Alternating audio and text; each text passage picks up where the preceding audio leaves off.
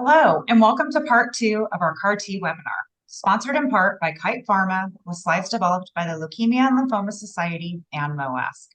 My name is Nicole East, Executive Director of MOASC. Today, I'm pleased to introduce Chrissy Kuss. She is the Clinical Trial Nurse Navigator at the Leukemia and Lymphoma Society.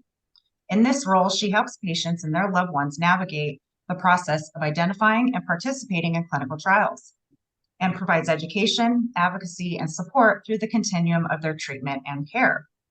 Prior to working with the LLS Society, Chrissy managed the care of patients receiving cellular therapies at the University of Kansas and the City of Hope. So without further delay, I'll turn it over to Chrissy. Thank you so much, Nicole, and thanks for everyone who's watching. Like Nicole said, my name is Chrissy Kuss. I'm a nurse navigator in the Clinical Trial Support Center here at the Leukemia and Lymphoma Society.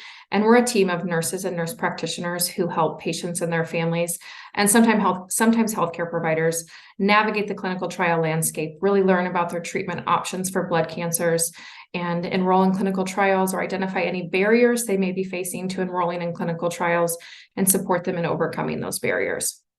I have a lot of background in CAR T cell therapy from the early CAR T trials at City of Hope, and then building a CAR T program at the University of Kansas here in the Midwest, where I'm currently located. I want to get into a little bit about the Leukemia and Lymphoma Society, our support programs, and what we have for patients in general and for patients receiving CAR T. So I have a slide just to start off, obviously, about LLS's mission. We're here to support patients with all blood cancers, learn about their diagnosis, and access better treatments and improve the quality of life and outcomes of those patients and their families. So we do this by funding research to advance life-saving treatments, driving advocacy through our Office of Public Policy that protect patients' access to life-saving treatments, and then providing support to patients and their families, as Nicole said, all throughout the continuum of their diagnosis and beyond. And it really is a continuum, like I said. So we have support for patients at every stage, whether that's someone newly diagnosed with blood cancer or their loved ones who are just learning about their loved ones, new diagnosis, through financial support, learning about clinical trials, support groups, and then long-term like survivorship support beyond treatment and long-term follow-up.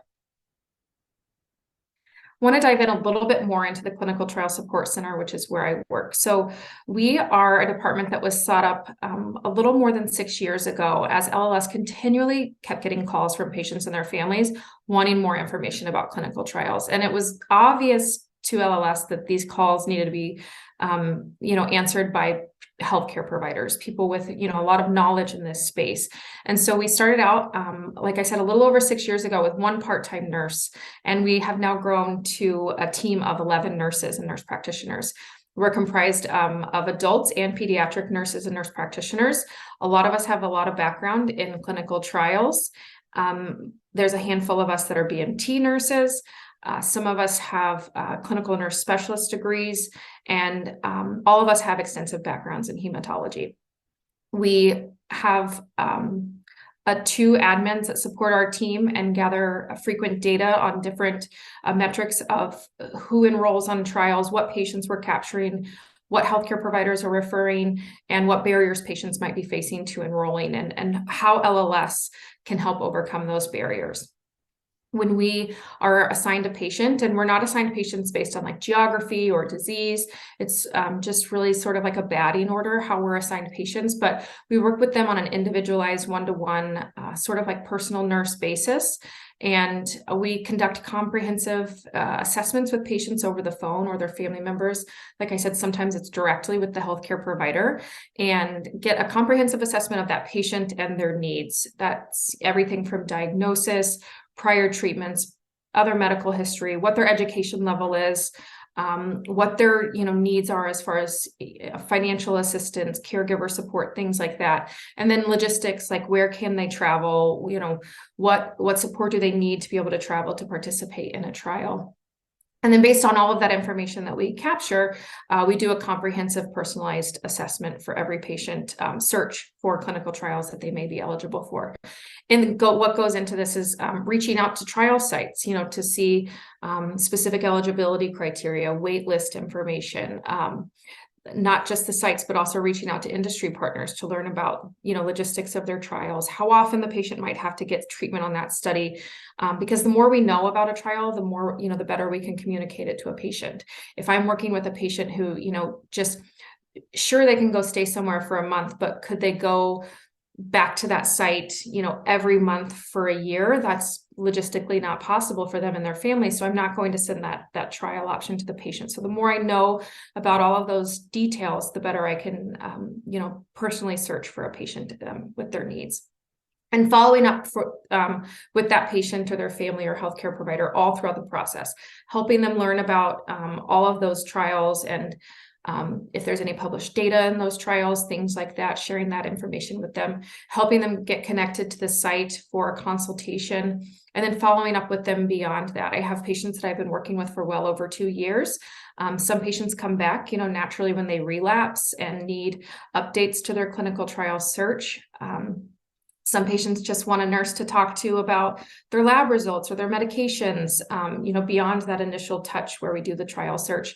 And I sort of tell patients that I talk to, every patient gets something different out of our service, and it's all based on their needs and, their unique situation. And I think that that's what makes the role so special, is it's such a personal connection. And from my own personal perspective, I've been a cancer nurse for 12 years now, but I've never been on the patient side of things. And a couple of years ago, sort of as I was coming into this role, my father was diagnosed with cancer, and I sat, on the patient side of the clinic room, and it was really eye-opening to me, which seems so silly that I wouldn't know this, but just that how many people don't have someone to help them navigate this whole journey of a cancer diagnosis.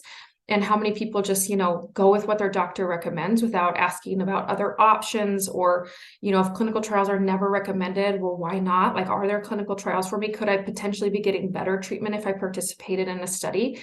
And so that was something that was just eye-opening to me, that many, many patients don't have someone like that in their corner. And I get to do that at the Leukemia and Lymphoma Society. I get to help patients. I get to be sort of that advocate for them, to say like, hey, have you asked your doctor about this? If you want to bring up clinical trials, these are maybe the questions you should be asking. There's this, newer therapy that, if you relapse after treatment, there's something called CAR T-cell therapy. You should be asking your doctor about it. Here's some information about it. Here's these webinars you can attend. I just really appreciate that, I realized, through my own personal experience, that a lot of people don't have that. And I was there to be that for my family member, but I also get to be that for hundreds of patients through my role here at the Leukemia and Lymphoma Society. This here is just sort of a depiction, or a picture to show you our whole process of working with a patient. Patients are assigned to us, like I said, in a batting order. We call them and do a comprehensive search over the phone. The call, I tell patients up front, is usually at least an hour, where we talk to them through their needs, educate them about clinical trials, and then conduct an assessment about, what prior treatments have they had? What are their current lab values? What medical history do they have that could exclude them from participation? And then searching for appropriate trials based on all of those needs. And then one of the biggest things that all of us encourage to patients is that they take that list of trials back to their doctor, because that's who knows their case. I don't know their case, right? I'm getting all of this information over the phone. I haven't reviewed their records. I can't provide medical advice. So I tell them, take this list back to your doctor and ask him or her if they feel like any of these are appropriate options for you. Really just supporting and encouraging shared decision-making between a patient and their healthcare provider about what are the best next options for them. And then connecting with trial sites. If a patient identifies a trial that they're interested in, I tell them, your doctor is more than welcome to reach out, but I'm also happy to do the outreach to the clinical trial site, taking that workload off of the patient and their physician to get them connected for a consultation to see if they're an eligible candidate for that trial. And then if there's any barriers that patients are facing to enrollment, whether that's, travel barriers, like the financial burden of that, or insurance issues, caregiver issues, things like that, helping them learn about what other resources they may have available to overcome those barriers. And then eventually hopeful patient enrollment. We do have, our department here at LLS has around a 22% patient enrollment rate, with the national average being about 3 to 5% of cancer patients participating in a trial, with our enrollment rate being 22%. That's something we're really proud of. Our goal isn't to get every patient to enroll into a study. Our goal is to make sure that every patient knows all of their options. And, unfortunately, we hear from a lot of patients, they didn't know all of their options. They didn't know about the Clinical Trial Support Center. They wish that they had known, that they could have participated in a trial. And a really good example I have of that is a patient I just worked with a couple of months ago who was newly diagnosed with diffuse large B-cell lymphoma. And he was, waiting on the final pathology results, had a visit in a couple of days with his oncologist. And he was doing a little bit of research about his diagnosis, stumbled upon some information on the Leukemia and Lymphoma Society's website about CAR T-cell therapy, then found out about our service and reached out to us and said, I want to learn more about this CAR T-cell therapy. I'm seeing all this information about it, and it's something that's really exciting to me, but I was just diagnosed.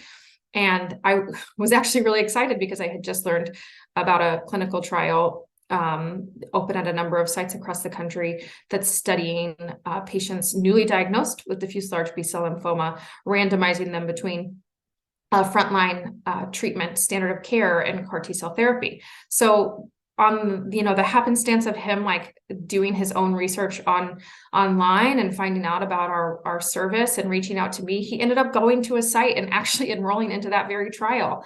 I did send him a number of other newly diagnosed DLBCL trials, but that was the only CAR T one that I was able to find him, which was, exactly what he was looking for. But just so important to, reiterate that a number of patients don't know about all of their options. They don't know about what services are available. And that's sort of where different departments here at LLS come into play. I want to talk a little bit more about kind of honing in on what support services we have available to specifically CAR T patients. One of the biggest ones, and one of the ones that I find to be the most exciting, is the pre-CAR T-cell travel fund. The manufacturing companies that provide CAR T-cell therapy commercially specifically do have travel funds available for patients, and same with clinical trials. Most clinical trials will have some sort of travel assistance available to patients who have to travel beyond a certain distance to participate in a study. But all of those are funds that kick in once a patient is getting the CAR T, once they're there at the site to start their, lymphodepletion or the therapy that, the prep therapy before they get CAR T-cell therapy. Our travel fund is for patients leading up to that. So traveling for their assessment, to see if they're eligible for a CAR T, or traveling for their leukapheresis back and forth in between there for bridging therapy. That's what our travel fund, that's sort of where we found that there was an unmet need and where we focused our money as far as supporting patients in travel for CAR T. And then again, the Clinical Trial Support Center, it's a one-to-one nurse navigator. I've talked a lot about it. I won't talk much more, but I just want to say, as I said, we're not, incentivized in any way to get patients onto trials. That's not our goal. Our goal is to make sure that patients know their options. And a number of my patients that I work with don't ever, end up going on a clinical trial, and sometimes I don't even do a clinical trial search for them, because through my assessment call, I realize that that's not necessarily appropriate for them and what they need at that time. But I continue to support them for as long as they need, even if I never do a trial search for them. And then our Information Resource Center is a really phenomenal team that we have here at LLS. It's our sort of sister department. They're a team of master's trained social workers who all have really extensive background in cancer. And literally they are angels on earth. I mean, I refer to them multiple times a day for resources for my patients, and I'm just often blown away by some information that they can provide to patients that's new and that I had no idea existed. And so they're really wonderful. They're available by phone or by chat, or there's also an email address where you can connect with them. And then LLS Community is discussion boards that sort of break out into disease specific or modality specific discussion boards, as well as online chats. The online chats are something that happen weekly, and they're moderated by social workers. So a healthcare provider is present in those chats. And then First Connection. This is something that I send to almost every single patient that I work with. And every patient that I have had that utilized it has wonderful things to say about the service. So First Connection is sort of a mentor program that connects blood cancer patients or their loved ones with someone who's been through a similar situation. So if a person, is newly diagnosed with acute myeloid leukemia, the database would connect them with someone who's been through acute myeloid leukemia treatment before. And it considers things like gender and age so that you're sort of connecting with someone who maybe, can more closely relate to you. And then it also is the same thing, but for caregivers. So, if you're the wife of someone, who's about to go through CAR T-cell therapy for large cell lymphoma, you could be connected with the spouse of someone else who had large cell lymphoma and got CAR T. And this is all run by volunteers. It's all volunteers who are trained through the Leukemia and Lymphoma Society. And like I said, every patient that I've had who's utilized it calls me and says, wow, that was like the most amazing resource I could have ever imagined. Because, while my sister has had breast cancer or my cousin had colon cancer, talking to them about their treatment versus my treatment is apples and oranges, and they just don't, necessarily understand my chronic condition or, my need for a stem cell transplant. And so talking to someone who's been really in almost the same situation is so unique, and something patients really appreciate. And then, of course, we have patient education materials, booklets, online materials, very frequent webinars, Ask the Expert series, our podcast for healthcare providers and for patients, and then professional education. So we do have a lot of continuing ed opportunities for healthcare providers, whether it's physicians, nurses, social workers, on CAR T specifically, but also on all blood cancers and all different treatment modalities. So with that, that's my wrap up. I'm going to pass it back to Nicole. I think we might have some questions. Thank you so much for that overview of everything that LLS does. You mentioned numerous resources. So my question to you would be, do you have a link or website or somewhere that the offices that are watching can go to get more information on these programs? Yeah, so you can just go to all of this, everything that I've shared today is on our website, lls.org. And so you can find information about, education materials, all the different webinars. If you go in and you search, non-Hodgkin's lymphoma, you're going to get a lot of information about non-Hodgkin's lymphoma, CAR T, bispecifics, different treatments that are specific to it. And you'll find like the webinars, things like that. And then you can also, go in and search for clinical trials and find things about the Clinical Trial Support Center. There's very, top of the page is a chat option, and that will connect you with our information resource center where they can, sort of guide you to materials and things like that you may need. And then I'll send some links to Nicole to share as well. Well, that is fantastic. Thank you again. I had several questions to ask, but you were so thorough in your presentation, you already answered them. So Wonderful. Any success stories that you want to share with us before we go? Yeah, I have a really exciting one that the reason I really like to share this gentleman's story, well, I'm going to be selfish and share two stories. One is really near and dear to me because he was referred to the Leukemia and Lymphoma Society from a healthcare provider I used to work with, and I was involved in his care before I was at the Leukemia and Lymphoma Society. And the thing I like most about this patient's story is that it really busts a myth that I hear a lot from patients. And that myth is that clinical trials aren't an option for them unless they've exhausted all other treatment options. And this guy's story, he was a multi-relapsed or a multi-refractory, I guess I should say, diffuse large B-cell lymphoma patient. And every step of his journey was a clinical trial. That's what I think is so cool. So he, was newly diagnosed, was on a clinical trial, studying a variation of CHOP with a different drug, and was refractory to it, and enrolled into a clinical trial, investigating autologous stem cell transplant versus CAR T. He was randomized to the autologous stem cell transplant arm, got salvage therapy in preparation for an auto, and was again refractory. And so he received CAR T on that trial because that specific study that he was on allowed for crossover. And so he received CAR T on that study, and he had a mixed response. So some of his disease was gone and some of his disease had in fact worsened. And so at that time, at sort of the mixed response stage, they decided to wait and assess him. And that is when I left where I worked prior.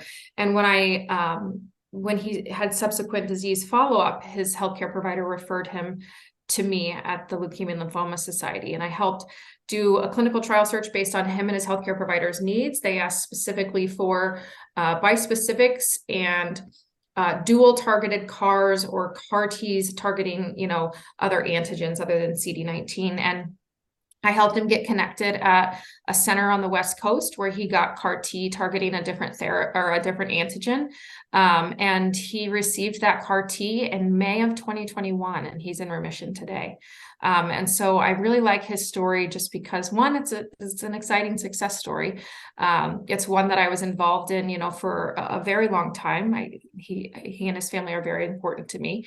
And two, that it, like I said, it busts that myth that clinical trials are only an option when you've exhausted all other treatment. He is in remission today, years later because of a clinical trial. So that's one that I like to share. And then two, the other one is just one that, for some reason for me, whenever I receive a patient, whether it was when I was a nurse on the floor or, in this current role, whenever I receive a patient who's my age, it always just kind of guts me in a really unique way because it, brings home, the realization of my own immortality. And so just receiving him, he was at a really wonderful cancer center.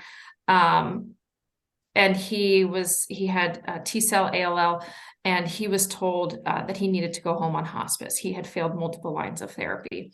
And my first call was with his wife, who was completely beside herself. They had young kids, and I stayed up that night, doing a whole country, which is a lot of work, whole country clinical trial search for him for T-cell ALL, and ended up through about 2 days of communication with healthcare providers about a couple of trials. He ended up traveling across country to a different cancer center and got treatment on a clinical trial after having failed 3 other lines of therapy, got treatment on a clinical trial, achieved remission, had a stem cell transplant at that site. And that was in July of 2021. And he's still in remission. And I still hear from him and his wife often. And they send me pictures of their family, their kids at birthday parties and things like that. So also hits home that second opinions are a really valuable thing. Because, just because one doctor tells you something doesn't mean that that's, the same thing that another doctor is going to tell you, and really vetting where you're getting a second opinion. It's always valuable to do that, at an NCI designated center, with a specialist in your disease, to really learn about what other options are there outside of the standard of care that, could be offered to you at a different site. So that, those are my 2 stories I like to share. Love it. I don't think we hear enough positive. And so you made my day. Thank you very much for sharing that. That's very exciting. Well, again, this was excellent information. I thank you for taking the time to meet with us and share these resources. We'll definitely share the resources along with the recording with our members and, on social media and on our website. So if anybody that's watching this has any questions, you can reach us by email at moask@moask.org, or you can call us at 909-985-9061. But this concludes our webinar, so thank you so much. Thank you, Nicole. You're welcome.